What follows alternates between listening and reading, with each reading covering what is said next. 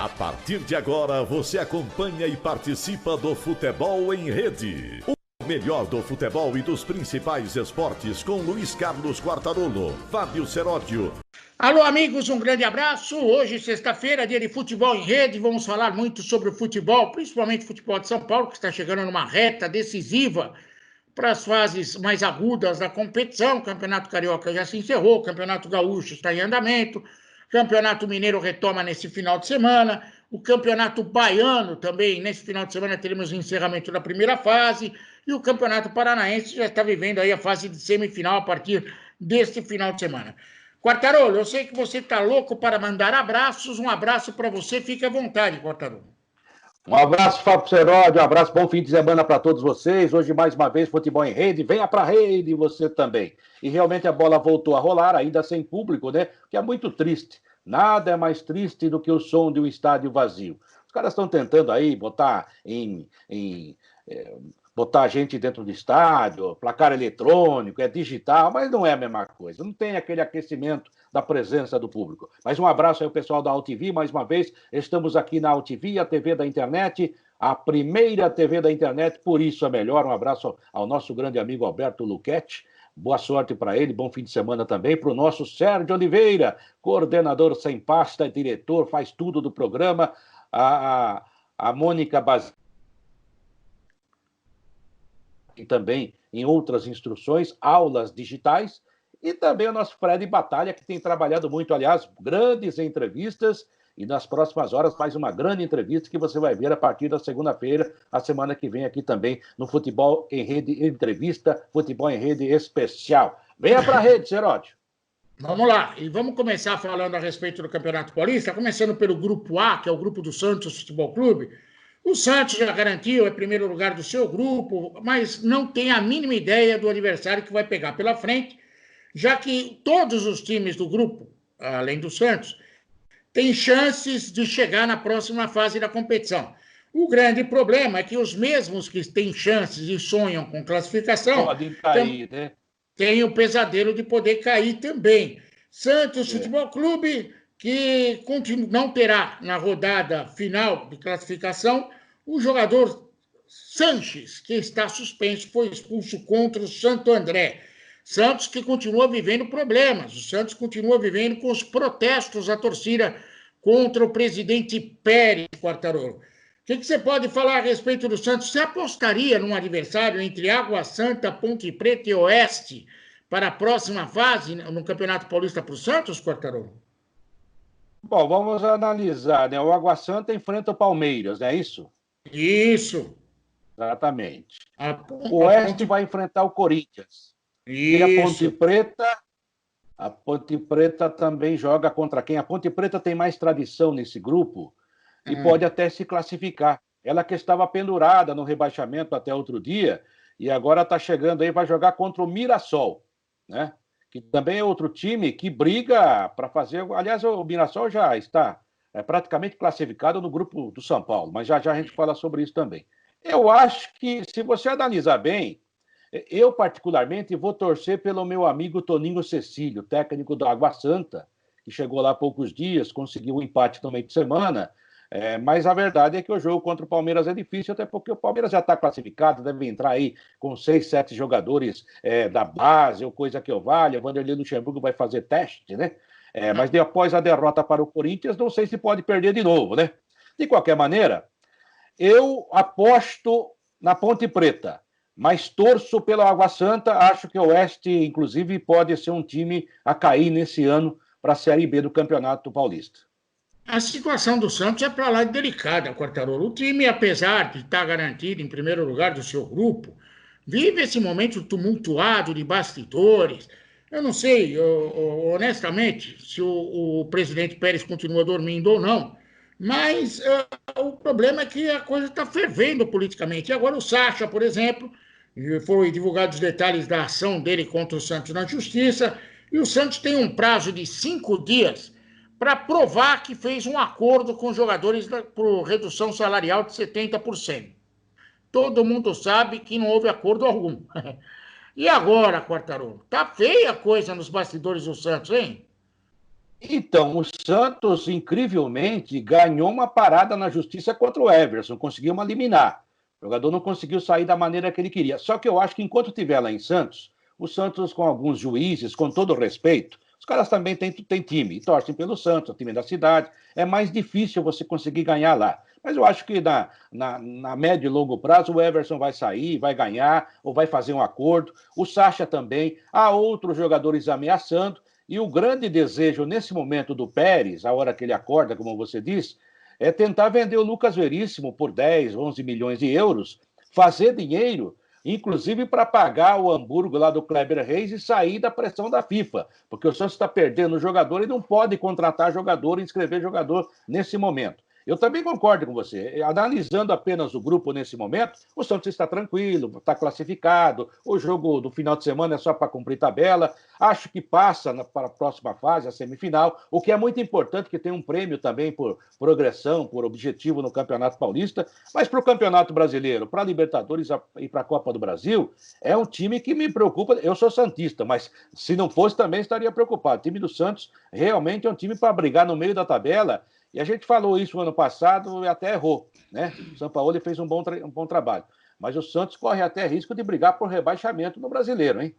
Agora, o caos administrativo não atrapalha tudo isso, porque já que mudou tudo em função da pandemia, o Campeonato Brasileiro só vai terminar em 2021, a Libertadores só em 2021, não seria interessante antecipar essa eleição? É e não é, né? Porque também eu não vejo ninguém lá, a não ser o Marcelo Teixeira, que tem um grande nome, tem um respaldo da história a seu favor. Mas se você olhar, tá igual a política do Brasil. Você olha e não vê ninguém, né? Só vê nego prometendo como sempre. O Pérez, eu acho que ele está fazendo um curso supletivo para virar político. Você viu o que os jogadores falaram, que ele tinha prometido pagar a diferença, ou pelo menos parte do salário, mesmo esse mais reduzido, na última terça-feira. E não pagou. Isso não quer dizer que o time empatou com o Santo André, até porque foi buscar o empate, por causa disso. Mas é uma promessa que ele não cumpre nenhuma promessa. Ele é um blá blá blá desgraçado, não resolve. Acho que está fazendo curso para político. Talvez ele vai ser vereador em Santos, ou prefeito em Santos, porque ele está no caminho certo. Ele mente todo dia. Não, pelo menos ele mexe com a massa, porque o que tem de torcedor Sim. fazendo protesto está uma grandeza. Não, Por aliás, tem uma falar. brincadeira, viu, Será? Tem uma brincadeira na internet que às vezes os caras, quando a gente fala na rede social, tem aqueles ditadores de plantão, né? O cara não percebe que você está ironizando ou brincando. Eu tenho 62 anos de idade, sou santista, estou no grupo de risco, né? E todo mundo, que a pandemia, embora as pessoas não percebam, ainda está aí. Aí todo mundo está falando o seguinte, todo mundo não, os caras que brincam com a gente que é santista. O Santos não vai sentir falta, porque a torcida do Santos vai ficar recolhida. Ela não ia mesmo ao estádio. Então, jogar sem torcida, tudo bem. Aí os caras ficam bravos. Onde já se viu? É brincadeira, gente. Mas não deixa de ter um pontinho de verdade. Bom, Santos à parte, vamos para o grupo B, que é o grupo da Sociedade Esportiva Palmeiras. O Palmeiras perdeu o clássico para o Corinthians. Tá certo que, de repente, todo mundo começou a ser visionário, achando que o Palmeiras perdeu, mas o futuro parece promissor. Eu não concordo com isso. Acho que a derrota do Palmeiras no clássico contra o Corinthians vai trazer problemas. Aliás, já deixou o problema no ar. O time do Palmeiras precisa de um jogador protagonista no ataque. Tá cheio de coadjuvante no ataque do Palmeiras. Tanto o Rony, como o William, como aquele Luiz Adriano, são bons coadjuvantes. Na hora de resolver, os jogadores só resolvem jogos fáceis. Aí é meio complicado a vida do Palmeiras. O Everton falhou, é um goleiro que até agora recebia aplausos e elogios. A gente não sabe como ele vai reagir após as críticas que virão em função da derrota no Clássico. E aí tem um grande problema. Angulo. Você sabe o que é o Angulo? É um jogador do Palmeiras que estava emprestado no Cruzeiro. Que sequer foi aproveitado no Cruzeiro. Está voltando. É a solução desse Palmeiras, Quartarolo? Não, não é. Não é. E o Angulo, o Bruno Mendes, há mais alguns por aí, né? Que a gente ouve, parte da imprensa, inclusive, torcedor, dirigente, até técnico, porque esse cara é bom jogador. Mas o cara não joga nunca. O Bruno Mendes não joga no Corinthians. Foi embora o quarto zagueiro titular do Thiago Nunes, que era o Pedro Henrique. Adaptaram ali o Danilo Avelar e o Bruno Mendes continua esperando uma chance da zaga e dizem que joga demais. Esse Angulo é outro. Não, porque esse colombiano. Palmeiras já emprestou, não jogou lá, voltou. Agora, eu não concordo inteiramente com você, não. Eu acho que o segundo tempo do Corinthians, do Palmeiras contra o Corinthians, foi um bom segundo tempo. O Palmeiras poderia até ter virado, ou pelo menos empatado, não fosse São Cássio do Parque São Jorge. Aliás, o Cássio ontem, não sei se você está sabendo, você é bem informado do Corinthians, mas ontem, à 1h, porque a informação de Coxia, 1h. 1h saiu o edital. Eu diria que é um decreto-lei do André Sanches. Cássio vai acumular a função também de chefe de segurança, porque com ele ninguém entra. Com ele ninguém entra. Foi o grande jogador da partida, jogou demais, ao contrário do Everton, que na vez que foi necessário não fez a defesa. Aí a bola resvalou no Felipe Melo. Resvalar não é desviar. E mais, se não é para um goleiro do nível dele ter reflexo para defender aquela bola, vamos nós, né, Seródio? A gente também faz a mesma coisa. Aí vou eu, vou você, qualquer um, e pelo mesmo salário, até pela metade. Aí a gente analisa... Isso, é verdade. O Palmeiras, não é que você quer um protagonista, claramente você se refere à saída do Dudu. Mas o problema é que não tem um jogador assim para ser protagonista. O Palmeiras não pode chegar no mercado e falar assim: atenção, quem vai ser o nosso protagonista? O Messi não pode vir, o Cristiano Ronaldo também não. Ibrahimovic já está velho. Ou seja, não há também esse jogador com esse nível. Mas com esses jogadores que o Palmeiras tem, eu acho que dá para ser até campeão paulista. O único problema do Palmeiras, para encerrar essa primeira parte, Seródio, é o seguinte: o Palmeiras pode ter ressuscitado um gigante. Aí o furo é mais embaixo. Se o Corinthians passar, a coisa zerou. Aí a briga é outra. O Palmeiras tem sua vida definida nessa fase do campeonato, vai pegar o Santo André. A gente sabe que o Santo André, por efeito da pandemia, não é mais o mesmo, mas mesmo assim arrancou o empate contra o Santos. Jogou bem na Vila, viu, Jogou bem. O Paulo Roberto Santos é bom treinador, hein? É bom treinador. Acho que o Palmeiras, ainda nem que seja arrastado, chega na semifinal do Campeonato Paulista. O único assunto do Palmeiras que me deixa chateado foi a reação da torcida, que perdeu o clássico para o Corinthians. Os caras foram bater no portão lá do estádio do Palmeiras, uma grande besteira. E aí, Quartarolo, eu fico muito chateado, porque eu olhei nas informações do setorista do Palmeiras e vi que o Palmeiras vai tomar uma grande decisão a respeito desses agressores vândalos.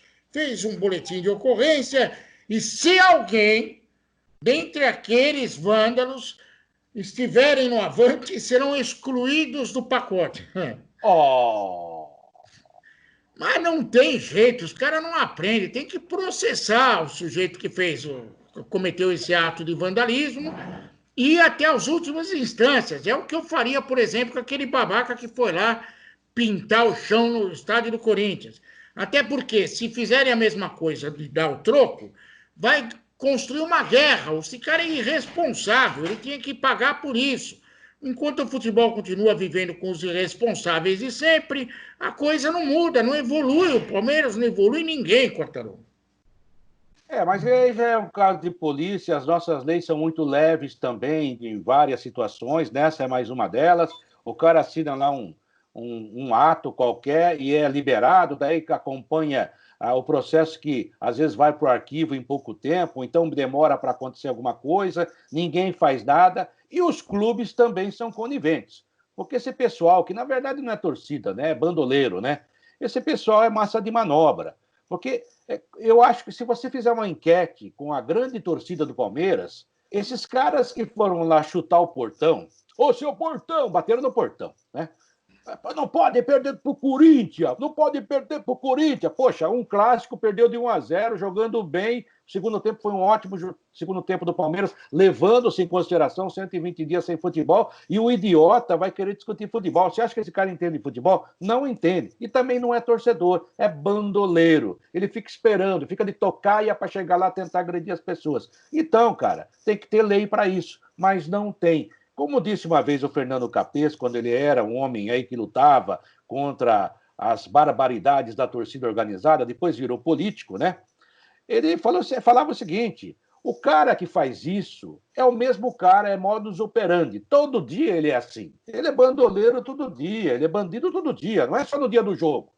É que no dia de jogo exacerba, ele é usado para esse tipo de coisa, para pressionar jogador, para pressionar dirigente, para encher o saco da imprensa. Ou seja, esse tipo de torcedor não é torcedor. Isso aí não representa a torcida do Palmeiras. Eu fico até bravo quando a imprensa, nós colocamos torcedores do Palmeiras. Não, torcedores não, bandoleiros travestidos de torcedores. A mesma coisa o cara que invadiu lá o Itaquerão. A grande torcida do Palmeiras não concorda com isso também, tenho certeza absoluta. Eu quero até dar uma dica para você que está acompanhando. Não pense que a gente está querendo ser chato com a torcida, não é nada disso. Mas vocês precisam entender. Né? Mas seria bom que o torcedor comum entendesse como que funcionam as coisas. Procura lá no Netflix, tem uma série chamada Portão 7, é uma série argentina, e que explica, pelo menos deixa bem claro, o envolvimento das torcidas com o clube. Não estou falando só mal da torcida organizada, não. Você vai ver como que funciona a coisa. É mais ou menos por aí. É uma série realista envolvendo futebol e eu recomendo, aconselho todos a darem uma olhada. Bom, saindo do grupo B, que é o grupo do Palmeiras, em que a situação está bem clara, o grupo C, que é o grupo do São Paulo, Quartarolo, pá, pá, pá, pá. Sabe o que é isso? Não. É a realidade batendo na porta. Porque o São Paulino, durante a pandemia, imaginava uma Disneylândia, o Fernando Diniz, como o professor Pardal, as coisas andando, o São Paulo que precisa tanto de um título, agora vai um otimismo muito grande. Pois o São Paulo voltou justo contra o Bragantino. Eu vi o jogo. Bragantino é um time que é para você observar direito, é um time que vai dar trabalho. E aí o São Paulo utilizou no desespero aquele esquema salada criativa. Você conhece o salada criativa, o esquema tático? Não. É assim, o treinador, na hora do desespero, tira um zagueiro, bota um lateral. Tira o lateral, joga na zaga. Tira o cara que está no meio campo e coloca para trás. Aí coloca um jogador do meio campo na lateral. E no ataque, tira um atacante para colocar um cara de marcação. É uma salada completa. Quando o Fernando Diniz soltou essa bravata contra o Bragantino, eu estava assistindo o jogo e falei assim, bom, acabou, né? Os caras do Bragantino não são nada burro, eles vão se segurar e jogar no contra-ataque capaz de fazer mais um gol. A realidade bateu a porta do São Paulo. São Paulo, que sonhava em ser primeiro na fase de classificação, agora tem a obrigação de garantir o primeiro lugar do grupo, e para isso vai precisar fazer pelo menos o mesmo resultado que o seu adversário, o Mirassol, dentro do grupo. São Paulo que terá o Guarani, jogo na Vila Belmiro, e sem contar com Daniel Alves e Tietê. A realidade batendo na porta, Quartarolo. Bom, eu acho o seguinte, nem tanto ao mar, nem tanto à terra. Sim. Nem tanto ao centro, nem tanto ao Morumbi. O Fernando Diniz tinha conseguido dar uma equilibrada no time antes da pandemia. O São Paulo conseguiu fazer algumas coisas que não vinha fazendo. Ele recuperou o Alexandre Pato fazendo gols, ontem não fez. O Pablo, no último jogo antes da pandemia contra o Santos, apareceu bem, fez 2 gols. Ontem fez 2 gols também. Mas aí, peraí. Você notou que o Pablo só faz gol com o estádio vazio? Não interessa. Tem que fazer. Ele já fez com o estádio cheio também. Sem perseguições, por favor. O cara fez um gol, fez 2 gols. É um jogador que em 2 jogos fez 4 gols. Eu acho que o gol é importante ainda no futebol. Eu acho que o torcedor São Paulino é muito chato. Você é muito chato. Quando ganha, fica quietinho, porque não gosta do cara, fica quietinho, fica de tocaio, esperando um tropeço. Perdeu para o Bragantino 3-2. Para quem viu o jogo e não é torcedor de São Paulo como eu, foi uma beleza, um espetáculo. Foi igual o Liverpool e o Chelsea. Para quem não torce para nenhum dos times... Eu assisti o jogo. Exato, muitos gols, movimentação. Acho que o Fernando Diniz, contra o Guarani, também pode fazer alguns testes, já que faltam 2 jogadores importantes. Eu gosto do Luan, eu acho que o Luan até podia ser titular da cabeça de área do São Paulo. Essa formação do Papabu, como você falou outro dia. Aliás, falei isso na Fox ontem, falei seu nome lá. Pablo, Pato e Bueno. Vitor Bueno. É um time que pode dar o samba, a movimentação no ataque. O Bragantino é um time bem acertadinho, Felipe Conceição veio para o Morumbi. Se empatava, tá bom, se ganhava, tava bom, se perdesse, tava bom. Também não é tudo isso, não. Porque agora é time europeu. Calma, gente, calma. O maior problema do Fernando Diniz, neste momento, eu acho que a gente não tem. Você sabe, todo mundo que nos acompanha sabe que o Fernando Diniz nunca foi o técnico dos meus sonhos. Eu acho um técnico bom em formação, parece que está mais cuidadoso ultimamente, ou seja, ele tem boas ideias de futebol. Mas eu não contrataria para o meu time ainda. Mas ele está em evolução, eu considero assim. Só que tem um grande problema a partir desse momento, problema criado pelo Palmeiras, que o Corinthians espera que o São Paulo faça a sua parte. Se o São Paulo... Mas não tem opção, Quartarolo. Porque se o São Paulo tivesse pelo menos empatado com o Bragantino, tinha opção. Agora o São Paulo é obrigado a fazer o resultado. Não é. O São Paulo está classificado. Mas aí vai perder o primeiro lugar. Que grande coisa, com o estádio vazio. Aí corre o risco de pegar o Bragantino na semifinal. Que coisa. Daí você vai ver que a diferença é outra. Eu acho que o São Paulo... O problema do São Paulo é que se ele ganhar do Guarani e salvar o Corinthians, classificar o Corinthians, vão dizer que o Fernando Diniz traiu toda a nação são paulina, principalmente esses bobocas aí da torcida organizada que não são torcedores coisa nenhuma. O torcedor comum, o torcedor do São Paulo, mesmo grande torcedor, vai dar risada e falar, nossa, que legal, ganhamos do Guarani, fizemos nossa parte. Se perder, então, a mesma coisa. Então, sabe, aí é capaz de alguém até falar, nossa, pelo menos ferramos o Corinthians. É uma grande bobagem. Eu acho que o São Paulo está classificado, já começa a fazer testes para as quartas de final. É um time que pode chegar à semifinal e à final, sim. Aliás, dos times grandes, analisando hoje, data hoje, sexta-feira, dia 24. Hoje é dia 24, né? O programa é gravado, todo mundo sabe que vai para o ar.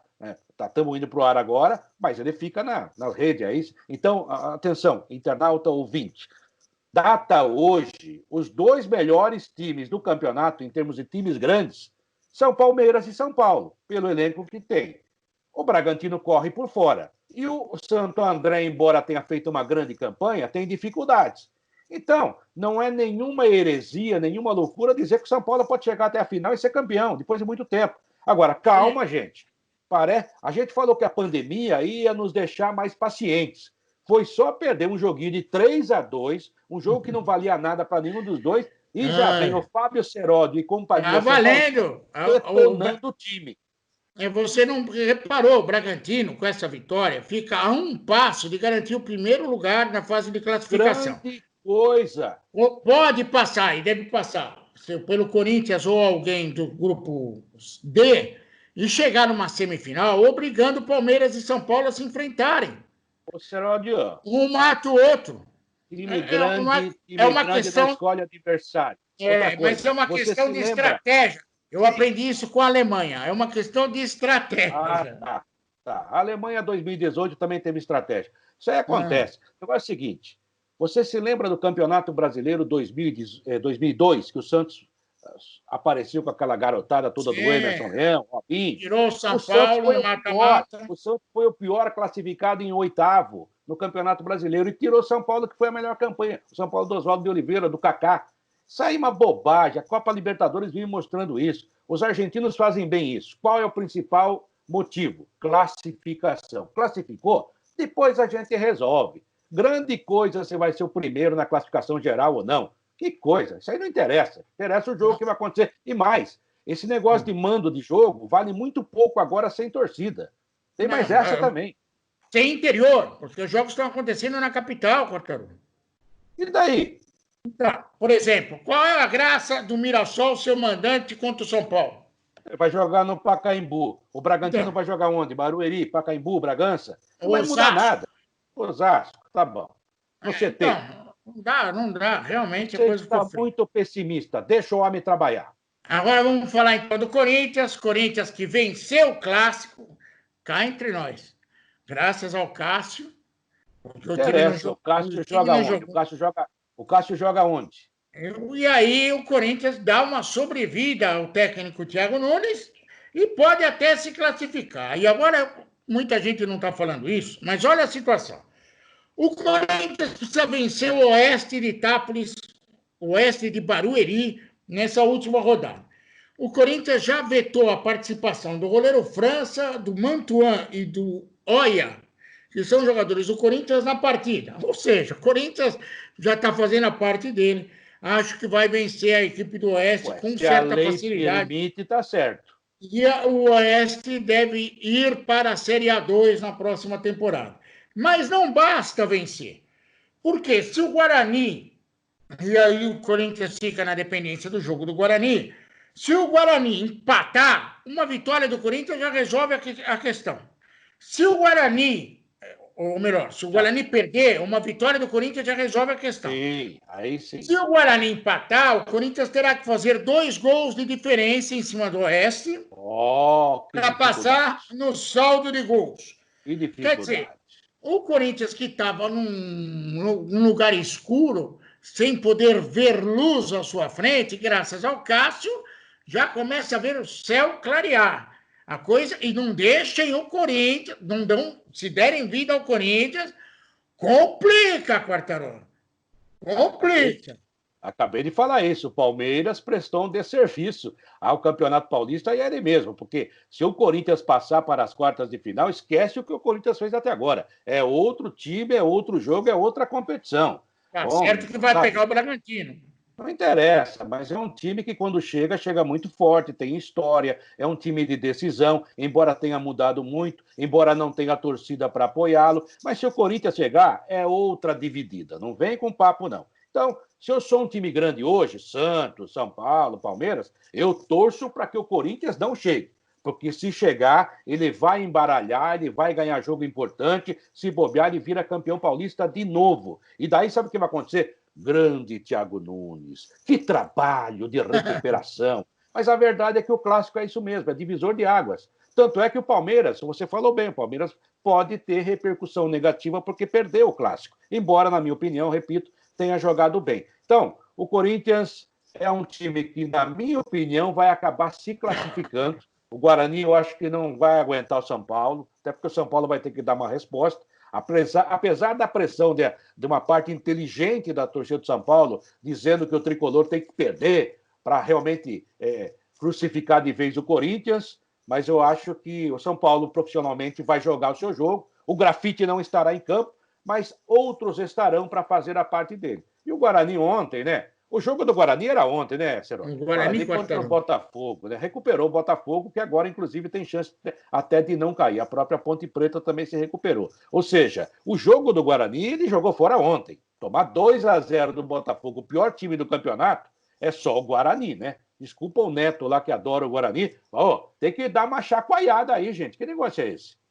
E agora, só para finalizar o assunto Corinthians, eu peguei agora há pouco a informação, o Tribunal de Justiça Desportiva tomou a dura missão de vasculhar a existência daquele drone, né, no clássico contra o Palmeiras. E eles pediram a imagem do drone. Aí eu fiquei pensando aqui em casa, Quartarolo, puxa, que atitude. Qual é a solução? Eles vão ver a imagem e falar, nossa, é bonitinho esse drone. Por que o drone não tem placa?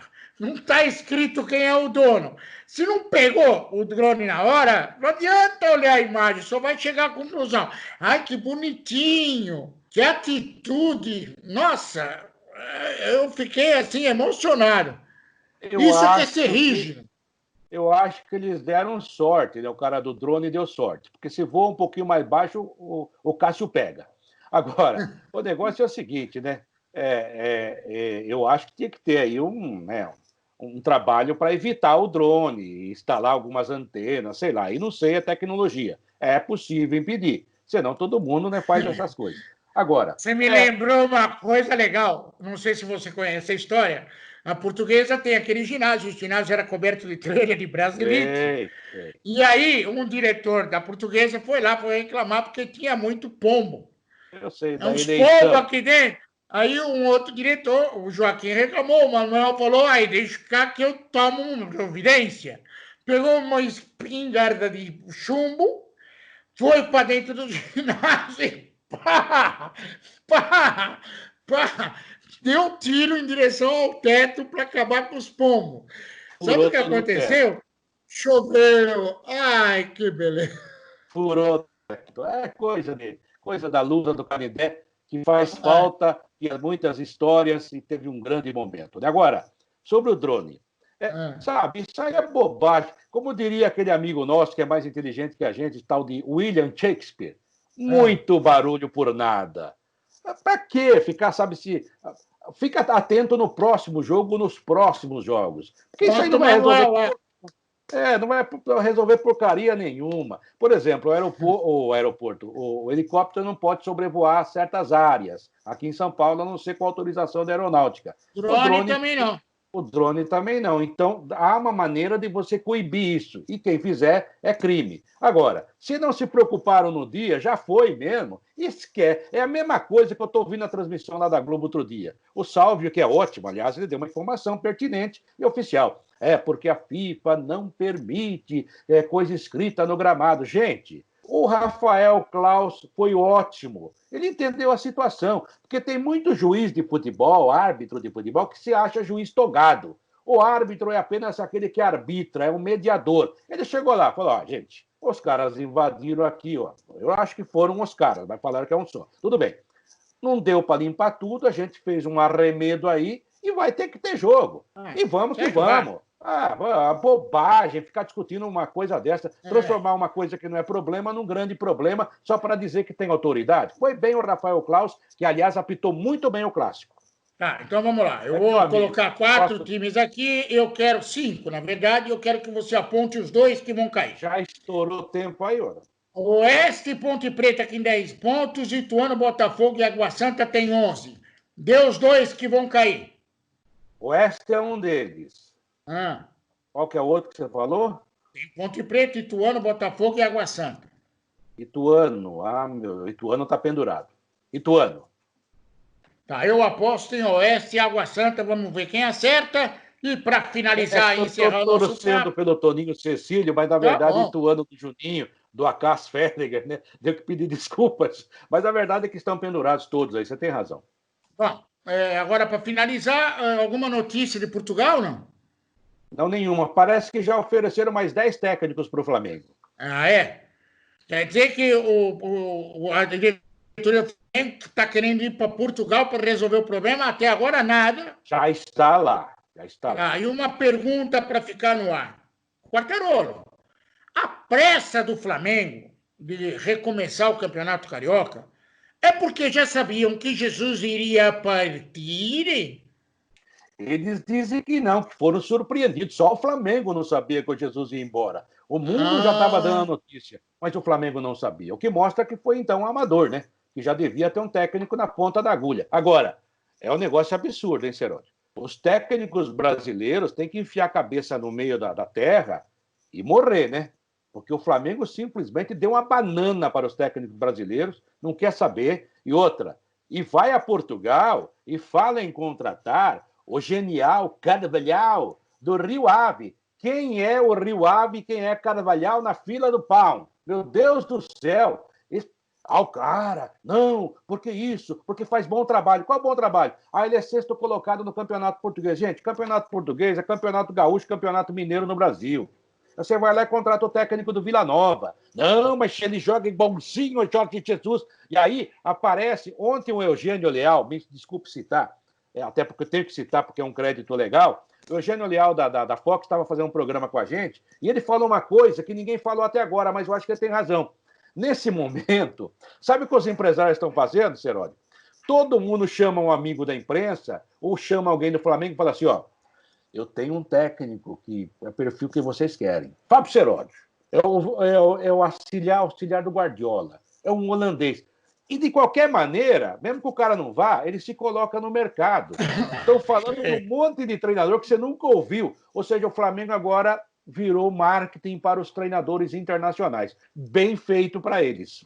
E o Flamengo não aprende com a história, porque desde os tempos remotos, substituir Jesus é uma grande dor de cabeça.